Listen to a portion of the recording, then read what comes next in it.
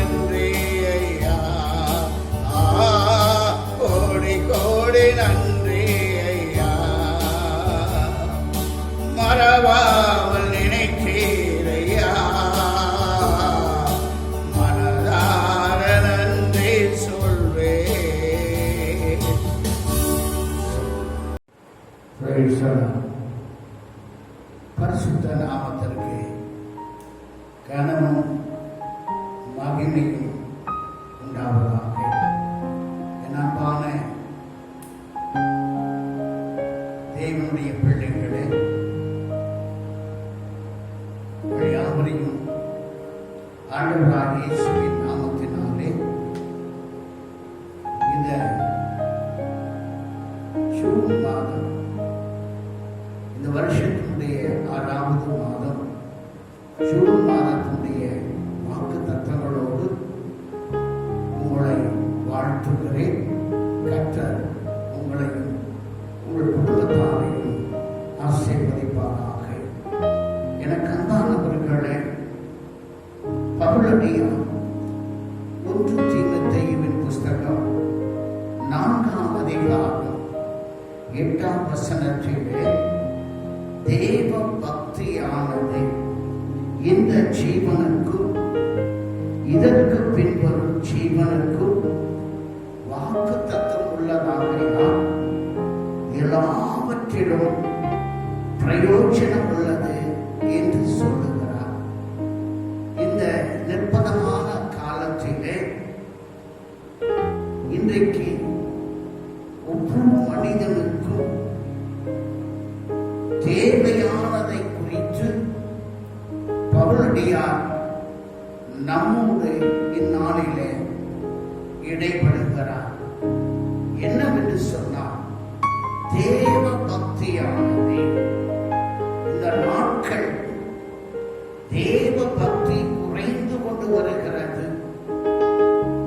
நாளுக்கு நாள் மனிதனுடைய வாழ்க்கையிலே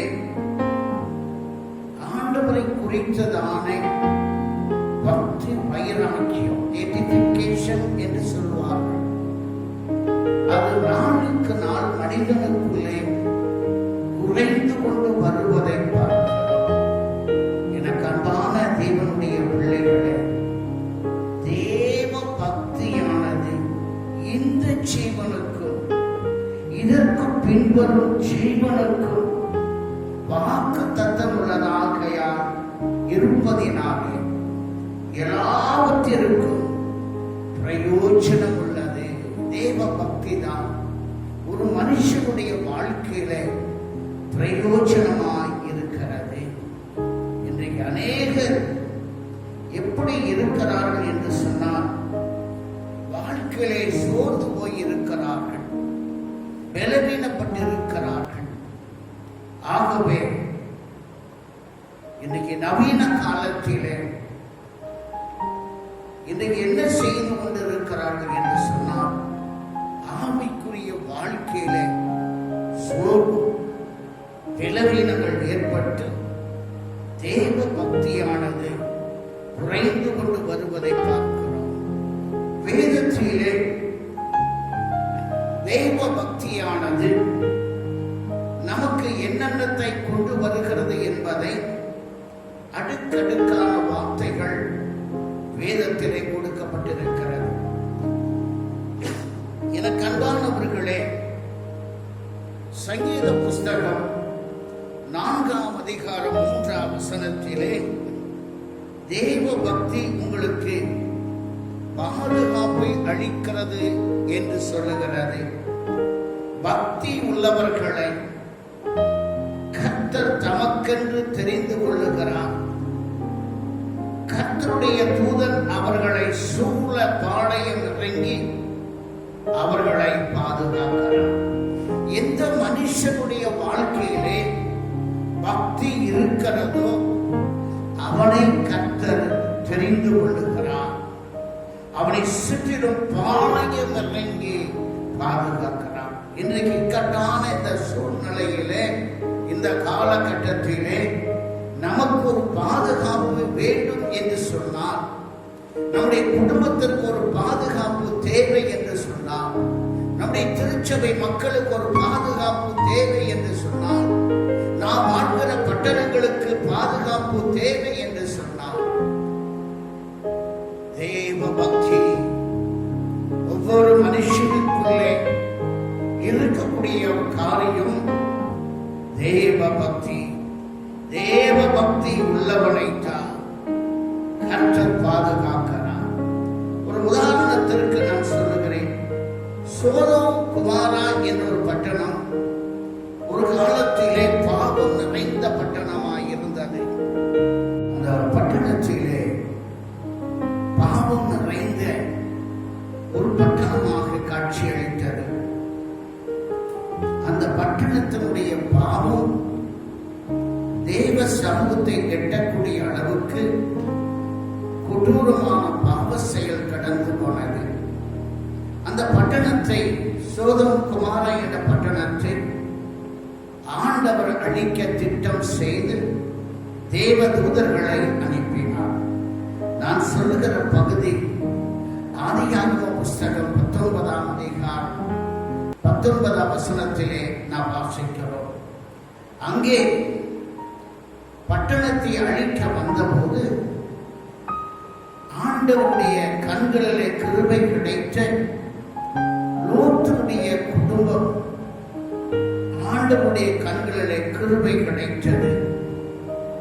அந்த கிருபையினாலே அவன் பக்தி உள்ளவனாய் வாழ்ந்தபடியினாலே ஆண்டவர் அந்த பட்டணத்திலிருந்து லோத்துவையும் அவனுடைய குடும்பத்தாரையும் மாத்திரம் பாதுகாப்பை கொடுக்க கர்த்தர் கிருபை அளித்தார். அவன் பக்தி உள்ளவனாய் இருந்தபடியினாலே அந்த பட்டணத்துடைய அழிவிலிருந்து அந்த குடும்பத்தை ஆண்டவர் ரட்சித்தார். எனக்கு அன்பான தேவனுடைய பிள்ளைகளே, கல்லையும் மண்ணையும் எடுத்துக்கொண்டு போய் பாதுகாப்பான ஒரு பெட்டகத்திலே நாம் வைக்க மாட்டோம். யாரை கொண்டு போய் நாம் வைப்போம் என்று சொன்னால் பொன்னையும் வெள்ளியையும் வைரங்களையும் தான் பாதுகாப்பான பெட்டகத்திலே வைப்பேமே தவிர மண்ணையோ கல்லையோ மரத்தையோ எடுத்துக்கொண்டு போய் பாதுகாக்க மாட்டோம். அதே போல ஆண்டவர் யாரெல்லாம் பக்தி உள்ளவர்களாய் இருக்கிறார்களோ அவர்களை மாத்திரமே ஆண்டவர் பாதுகாப்பார். சங்கீத புஸ்தகம் 1ஆம் அதிகாரம் 3ஆம் வசனத்திலே சொல்லும்போது அவர்கள் நீர்க்காற்றில் உரமாய் இடப்பட்டு தன் காலத்தில் கனியை தந்து இலையுதிராதிருக்கிற மரத்தை போல் இருப்பார்கள். யாரு? பக்தி உள்ளவர்கள். வேதம் சொல்லுகிறது சங்கீத புஸ்தகம் 91ஆம் அதிகாரம் 3ஆம் வசனத்திலிருந்து 8ஆம் வசனம் வரைக்கும் சொல்லும்போது அவர் உன்னை வேடனுடைய கண்ணிக்கும் பாழாக்கும் கொள்ளை நோய்க்கும் தப்பிவிப்பார். அவர் தமது சிறகுகளாலே உன்னை மூடுவார். அவருடைய செட்டைகளின் கீழே அடைக்கலம் போடுவார். அவருடைய சத்தியம் உனக்கு பரிசுத்தையும் கேடகத்தையும் உனக்கு உண்டாகும். இரவில் உண்டாகும் பயங்கரத்திற்கும் பகலில் பறக்கும் அம்புக்கும் இருளில் நடமாடும் கொள்ளை நோய்க்கும் மத்தியானத்தில் பாழாக்கும் சங்காரத்திற்கும் பயப்படாதிருப்பார். எனக்கு அன்பான தேவனுடைய பிள்ளைகளை, இன்னைக்கு ஆண்டவர் நீதியுள்ளவர்களை பக்தியுள்ளவர்களை பாதுகாக்கிற தேவனாய் இருக்கிறார். இன்றைக்கு பக்தி உள்ளவர்களாய் இந்த உலகத்திலே நாம் சஞ்சரிப்போமானால் ஆண்டவருடைய பாதுகாப்பு, அவருடைய சட்டை, அவருடைய சிறகுகள், அவர் நமக்கு அடைக்கலமாய் இருந்து நம்மை பாதுகாப்பார். அது மாத்திரமல்ல, தேவ பக்தி இன்னொரு காரியத்தை கொண்டு வருகிறது. தேவ பக்தி நம்ம வாழ்க்கையில உயர்வை கொண்டு வருகிறது. நாம் எல்லோரும் என்ன ஆசைப்படுகிறோம் என்று சொன்னால் உயர்வான ஒரு வாழ்க்கை செய்ய வேண்டும், உயர்வுள்ள வாழ்க்கை வாழ வேண்டும், எல்லா வசதியோடு ஜீவிக்க வேண்டும் என்று ஆசை கொள்ளுகிறோம். அந்த ஆசை மட்டும் இருந்தால் பத்தாது. அதற்கு ஒரே ஒரு காரியம் பக்தி, எடிஃபிகேஷன். ஆண்டவர் மேலே அளவில்லாத ஒரு பக்தி வைராக்கியம் உங்கள் வாழ்க்கையில இருக்குமே ஆனால் கர்த்தருடைய வாழ்க்கையில உயர்வை கொடுப்பார். எந்த சமயத்திலும் எல்லாரும் நாம் நினைக்கிறோம் ஞாயிற்றுக்கிழமை மட்டும் வேதத்தை எடுத்துக்கொண்டு பக்தி வைராக்கியம் வந்த போதாது. 24 மணி நேரமும் நம்முடைய வாழ்க்கையில பக்தி வைராக்கியம் வேண்டும். ஒரு பெரியான சிறப்பான கூட்டத்திலே அமர்ந்து கைகளை தட்டி ஆர்ப்பரித்து விட்டு அற்புதமாக இருந்தது என்று அந்த பக்தி வைராக்கியம் அதோடு போகக்கூடாது. எல்லா நாட்களிலும் ஆண்டவரை குறித்ததான பக்தி வைராக்கியம் நம்முடைய வாழ்க்கையிலே வேண்டும். சோர்ந்து போன வேளைகளும், பிணநற்று போகிற வேளைகளிலும், தள்ளாடுகிற